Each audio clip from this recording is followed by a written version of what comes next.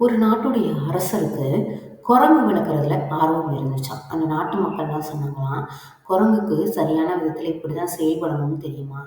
இவர் ஏன் இத போய் வளர்க்குறாரு?" அப்படின்னு சொல்லிட்டு. ஆனாலும் அவர் எதையுமே கண்டுக்கல. அவரு ஒரு நாள் தூங்கிக்கிட்டு இருந்தாராம். அப்போ ஒண்ணு அவரோட மூஞ்சில வந்து உட்கார வந்துச்சாம். அப்போ குரங்கு வந்து அத பத்தி விட்டுச்சாம். "நீ மொதல்ல வெளில போ. ராஜா தூங்குறாருல்ல" அப்படின்னு.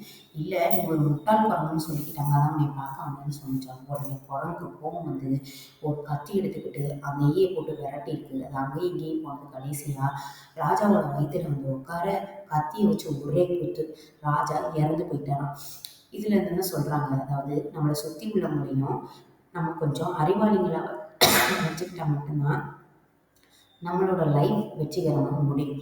இல்லைன்னா இந்த ராஜா மாரி தான் ஆயிரும் அப்படின்னு சொல்றாங்க.